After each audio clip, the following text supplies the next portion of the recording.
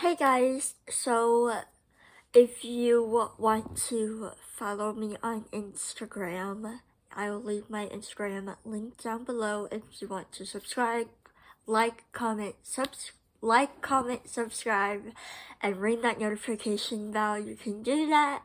So we're just gonna get like really straight on in this. So I have this piece of paper that I got from my appointment that was literally 1 week from, well, literally a week from today, last Thursday, and I would have uploaded this video a lot sooner, but because of what I am about to tell you, it's the reason why I waited. I thought about waiting a little bit longer, but I just felt like I'll maybe update you guys like later, like maybe another week later, or like, I don't know, depending on. So we went to this like new doctor. I was super excited. Well, actually, no, sorry, not super. I was excited, but also I was like really nervous, and I really did not have high hopes. My expectations were basically we would go there, and she would just say, "Yeah, this is something you can't do," and yeah. So it's kind of like that, but it's good and bad. So apparently I guess I have like this thing called like constant chronic headaches, I believe is the term. Don't quote me on that, but from what I can remember her saying, she said that. So some people just like get like headaches, like migraines just because like somehow, and then some people just get like constant headaches where it's just like, all the time, like me. And so when we're there, we did a lot of waiting, which is annoying, but luckily it wasn't terribly bad waiting. It was like pretty early in the morning, so we had to get up, like drive through, well, not me, my mom had to drive through like the night basically, because the appointment I believe was like 7:30, I believe, and we had to get there before 7:15. So it's just a lot of waiting, and I just don't like waiting because I'm a very impatient person. So after quite a while, not quite a while, just probably more like maybe 30 minutes or so, like officially waiting, I'm assuming. Honestly, I kind of don't know how long we were waiting, but all I know is it was definitely way past 7:30, as I remember. Maybe close to like 8 is when we got into the doctor's office. So we waited, and then we went in there, and she asked me like a bunch of questions about my headaches. Don't remember all of them, to be honest, or any of them at all. I'm going to try to think. I think she said something about like when did they start, how long, and like if I've had other headaches before, which I've had your typical normal headaches. Like for me, before all this like headache problem, it was just because of the weather. So whenever it rained, or like a cloudy day, or like a mist, or like foggy, moist, I know I hate that word too. So like anything like that's not like sunny and it's just like gross, damp weather, my head will hurt because of the barometric pressure. I believe that's what it's called. That's the reason why. So it started, my headache journey, this entire process started in August. I believe the second week of August, when I went for my yearly like eye doctor routine, and we went to like a new doctor because we were growing out of the pediatric one from Thomas Eye Group, and then we are now at this like new eye doctor, and he's my mom's eye doctor, so who's an adult. So we went to go see him, and I just needed to get like a refill of my contacts, and so your typical stuff, you do the eye test and all these tests, and there's stupid dang dilation drops, which I hate those dang dilation drops, because like for me, throwing it back quite a while ago, I was at some office for like a sleep study thing. We were getting ready for it to schedule it. And she was like looking at my eyes and she was saying, "Oh my gosh, yeah, I can't see anything. So you guys might want to go to the eye doctor just in case." So ever since then, it's like kind of been really, really hard to like look at my eyes, like the pupils or like the inside of my head or like my eyes, whatever. I don't know a lot about like the eyes stuff. All I know is just it's just like really, really hard. And the last time, not last year, but the year before last year or so, I believe she had to like dilate my eyes like twice, which was so freaking annoying because I hate getting my eyes dilated. It just like burns and it's like I can't see because like I didn't bring my glasses, but also just like hurts because of the light and it's just so annoying. So basically, yeah, a bunch of questions about my headaches and when they started and like just all those questions about because she needed to know like what type of headache and stuff like that. So she came up with a plan. So this is all like the paperwork. So majority of it is apparently, I did not know this. Apparently there's some like foods that can kind of trigger headaches. Now it does say that about I have to read this again.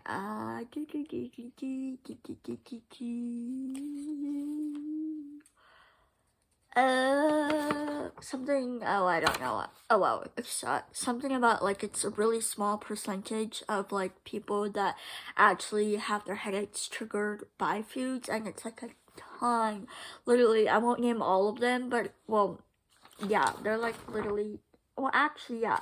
Sorry, yeah, actually, I was correct. It's on the second page. It's only about 20% of headache patients are thought to be food sensitive. So, like, things are triggered. So, it's aged cheese, blue cheese, brie, cheddar, English, Stilton, feta, gorgonzola, mozzarella, Munster, Parmesan, Swiss. Alcohol, I don't drink because I'm not of age. Peanuts, peanut butter, almonds, other nuts and seeds. Pizza, other tomato-based products. Potato chip products, chicken livers, and other organ meats,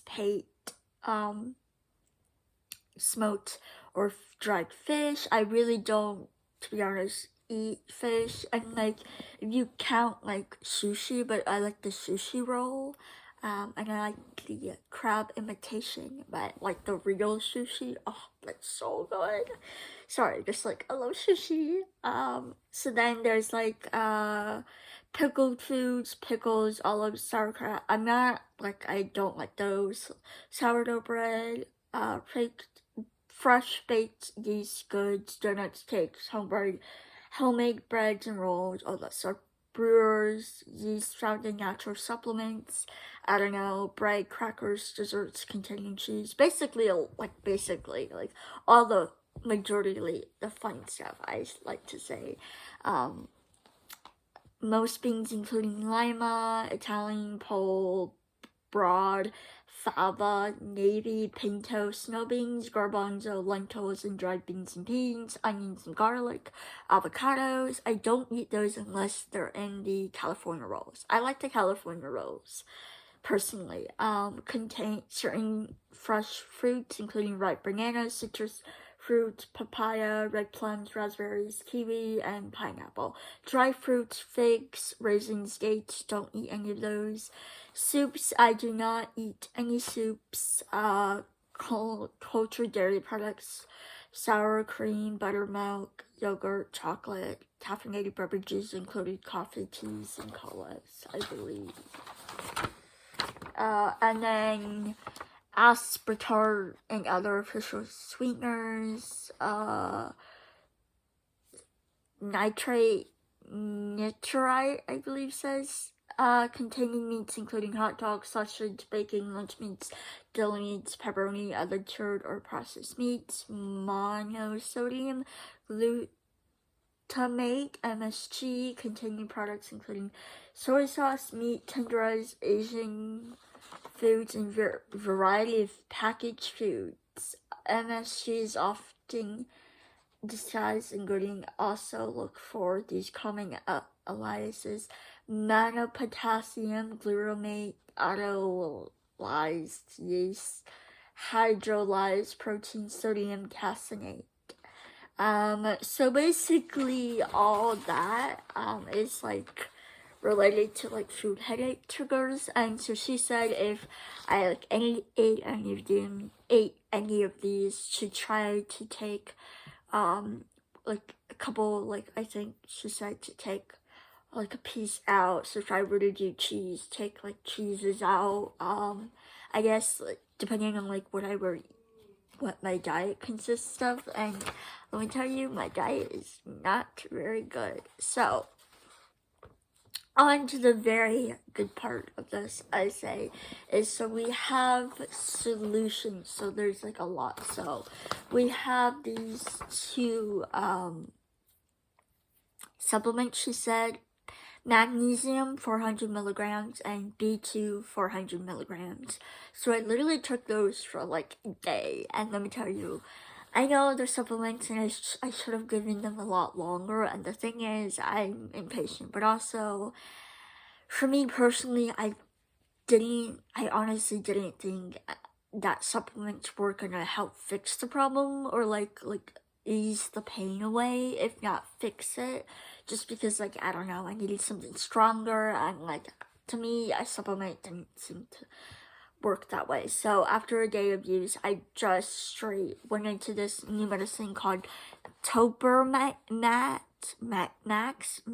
I don't think I'm saying it correctly. It's 25 milligrams, and I take it once a day at night before bed. So for this one, I was really hesitant to take because that was also with the Diamox that I was supposed to take. But I took those for like 2 weeks, and I hated that because the symptoms were so bad, like so much urination, like let me tell you, it just hurt so bad.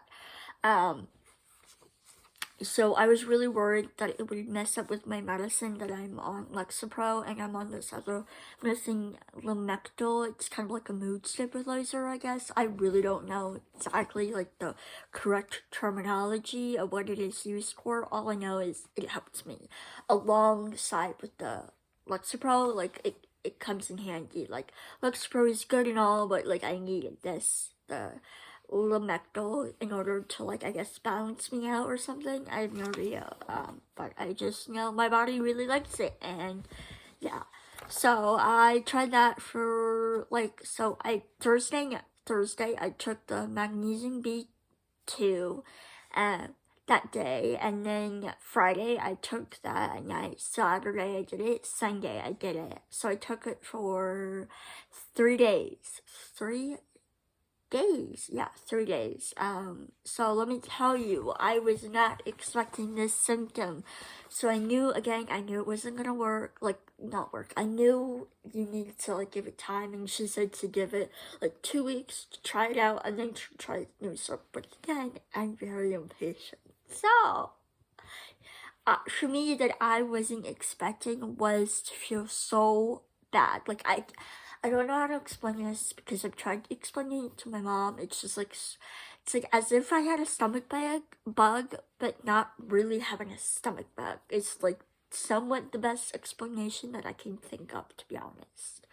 So I just like wasn't expecting that, like, at all. And I believe the like side effects were just like, oh, you get like really sleepy, don't drink this with don't drink this with alcohol, I'm not of age, and stuff like that.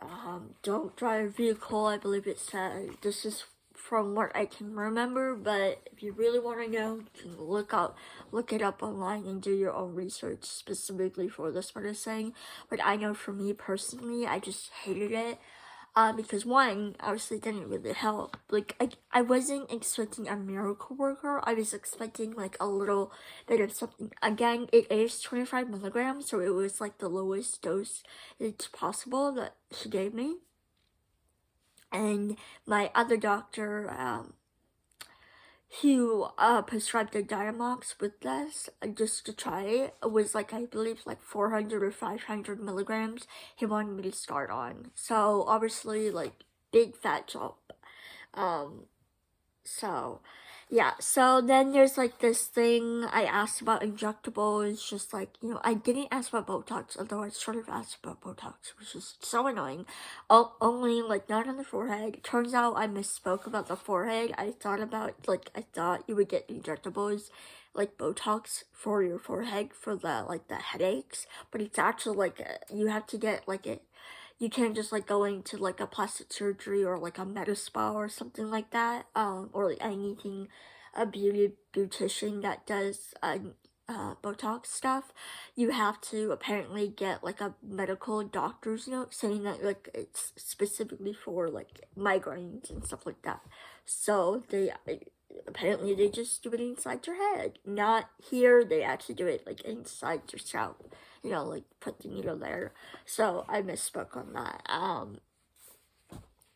So I asked for an injectable, so I was thinking like that, but turns out no, it was like a once a month shot, and I believe she said you do it in the stomach or like somewhere, like maybe the leg.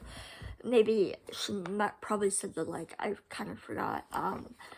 So it's basically there's 3 injectables. She said Ajovy, AJOVY, Aimovis, AIMOVIS. I haven't researched any of these, honestly. And there's this one called Nasalili. I don't know. EMSALILY, I believe. Honestly, if you want to like really know if you're struggling with this or just like to know in general, you can probably just look up like migraine injectables, I guess, if you really wanted to know. Apparently I don't know if they're like the only 3 injectables for me specifically that would be in the best case for my the best interest in my case, or if there's like more than 3. So, and then there's this another thing called these other 2 supplements called CoQ10, I believe is what it's called. We didn't end up getting that, and there's this Boswellia, Boswellia. So I also did not take that. So what I am taking now, there's this thing called one thing I also asked is there's like another I didn't ask her, but she mentioned about like medications, for migraines. So probably know this famous one called Nurtec. If you don't know, if you don't watch like cable television, I don't know if anyone does these days, but for me, I watch cable television along with streaming. Do I watch it consistently? No, but I have in the past, and I've seen so many commercials. And if you are on YouTube, you can see all the commercials. Maybe if you want to search it up, or like when you watch a YouTube video, it'll like pop up randomly. So the one, especially if you know Khloe Kardashian, she is apparently a user of Nurtec. I really don't know if she's like really an actual user or if she's like a paid sponsorship. I don't know. I haven't like really dug that much deeper into it. I've just seen her commercial with her in it before. So that's what I'm taking. I'm taking 75 milligrams, and so I believe I taking like a trial size just because to just try it out, and it is expensive.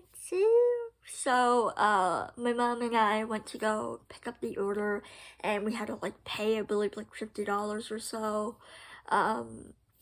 So apparently there was like this copay or it's just whatever nonsense that I don't understand medically wise. So with that, she got it on Monday, like this past Monday. So I've been taking it basically Monday, Tuesday, and Wednesday today, yeah, it's literally, I don't know what time it is, but when you'll see this, it's literally like Thursday. So, this will be like my fourth day of taking this, and let me say, out of all the medications that I've barely taken, this is the one that I've gone the longest besides the Diamox, but like that one was because like, okay, we don't count the Diamox just because like as of right now from the doctor's visit, this is the fourth day and I'm liking this medication. I really do. I was surprised. Again, I wasn't thinking like it was gonna like get rid of it completely, but when I tell you, at first the next day I was really confused. Like I didn't know if it was just like because I was having a day of like no pain with headaches, but like it was still there. Like some days I have that, but it's like rarely that I ever get a break. So it's just like kind of confusing. 'Cause it's like I don't know, what am I supposed to look out for? Like how do I know? So I thought it worked. Well, I thought it worked. So then I took it again on Tuesday night and Wednesday. I obviously could tell like I could tell my headache was still there, but it wasn't like a raging painful thing. I also forgot to tell you guys on Monday, I believe, or no, Tuesday, sorry, not Monday. On Tuesday, my second day, it was like raining. So normally when it rains on top of my regular like constant headache, it like adds more. So it's just like oof, like it's like an extra layer on top of it, which is the worst. And so when it wasn't like rain, but like you could tell it was like sprinkling, maybe a little rain. So my headache was there, but it wasn't like super painful where like I was in so much pain. On a scale of like 1 to 10, I think it was just like maybe like a 5 and below. Honestly, I really don't know, to be honest, but normally when it's like bad on those days, it's normally like a 9 or a 10 or like above a 10 for me. So that really made a difference, and so I continued again on Wednesday. I was still kind of a little confused if it was like really the medicine's job working or if it was like just because like my headache was like on a break. But no, it's the medicine's job. It's like, again, it's not fully like as if like I can stop the medication and then it's like, oh, I don't have it anymore, like meaning I don't feel the pain of the headache. No, it's still there, sadly. So it's kind of more like it stops it from being like at a level of 10 and above. So it's there and I can kind of sometimes feel it, but like it's not so bad where like I'm wanting to like go to sleep and like literally die in a hole. So that feels nice. Now, the only bad thing I just don't like about the medicine is like it's not a pill, which some people might like that it's not a pill, like if you're older or even younger or like even my age. It's like where you take once a day and you just put it on your tongue or under your tongue and let it melt, which is fine, but I don't like those kind of medicines because they are like mint and toothpaste, which is like, you would think, oh, tasty, it's like a mint, but it's just like, I don't know, I don't want it to taste, I don't know why, I just don't want my medicine to taste like that, like I'd rather have it no taste at all. And so literally yesterday I just like swallowed it, like meaning I took a bunch of water and swallowed it, and still I could taste it, but at least it wasn't lingering the toothpaste taste. It was just like oof, I hated that feeling. It was gross. But I think there's like no symptoms, no side effects. For me, I'm pretty sure there's no side effects, but I could be wrong. Of course, there are of course, there are normal stuff. They always advertise those commercials with like all these like long side effects, stuff like that. But for me, I luckily had none. I don't know. I feel like pretty normal as you can get with the medicine. Yeah, I don't know how to like explain it, but I think it'll work. Now the thing is, I don't know if um the thing I'm more worried is if I stop taking the Nurtec, I know it's gonna come back, but at some point, like we're trying. The goal is, my doctor says, is to get the headache to get to a place where like it's not so bad, and then like I can just take the B2, the magnesium, or like other supplements if I were to also do that. uh, I don't know why I just did that. I also can take the B2 and magnesium with the medicine. I also could have done that with the trap the tropamate thing. I can't say that correctly, so I could have done that. But I wanted to try the medicine on its own specifically to see if like I didn't want to see any like I didn't want it to like affect any results. Just I wanted to know like see how it works. So I haven't been taking the B2 and the magnesium just because I feel like I don't need it. I still have it just in case, but yeah, my fear is just more like I don't know if it's like something like I'll obviously have to still take it the rest of my life, probably most likely, sadly. But I don't know if it's like the point where like I I get the headaches to a point where like I don't need to take it like every single day, and I only need to take it when it gets like really really really bad. That's the hope. What my doctor wants me to get there. I don't know. Maybe I will. Maybe I won't. My guess, because I'm a very pessimistic person. I think I'll just have to take it every single day. Personally, just because like I don't want to like risk the chance. I know, but also I'm kind of like fear based on that. Fear driven. I believe is the correct term.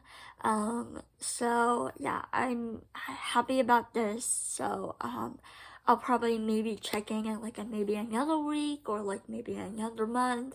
We are supposed to go back to my other doctor who prescribed the Diamox in March and do just like the normal average test just to check everything, see how everything's going, which is so annoying because you want to like it's wait and I'm back at Emory, which is not very nice. And there's like a long wait, and the worst part, it's like at 3 o'clock in the afternoon, which is so annoying because it's like and it's like it doesn't work on these certain days. It's just like no. So yeah, so we have to go there and then we have to do all these tests, and it's like annoying because let me tell you, those tests are hard. It's like your normal eye test where they take like if you don't they take the picture of that screenshot and you have to literally do that and make sure you're not blank. But the hardest part is because the light is so bright, like it's hard not to like blink every time, and then if you do that you have to retake it and retake it and retake it until you get it like perfectly where they can see your eyeball or like the back of your eye. And then plus that I don't know, like this like little glass light thing he puts against like my eye, and he has like a light and he shines it where like literally it's kind of cool but weird, is where like I don't look at the light obviously and I look this way, but it's kind of hard not to see the light when it's like shining on me so bright and painfully that like you can kind of like see the back of my eyeball, like or like not the eyeball, like the back of my eye, or like the inside or something. I don't know. But all I know is that I could see like the veins like in my head or like my eye, and it was like kind of cool, but kind of weird. But it was like, oh, that's so cool. But yeah, it's just like that's the only annoying part about going to that. It's just like to get it done. It's just like a long process and no waiting. I swear, if we have to be there for like another like 5-6 hours, basically I'm going to go cry in a hole. So I hope you guys like this video. I know it's like a long ass video and a lot of ranting, or not ranting, a lot of explaining, but that is my update for you guys. So it's kind of an update, but not really, just because I kind of have to basically live with this, but hopefully with this mirror tech I can ease the pain a bit and not have it be so constant on me, like every single day where like I literally don't get a break. So hopefully that works, and I'll see you guys in the next video. Bye guys!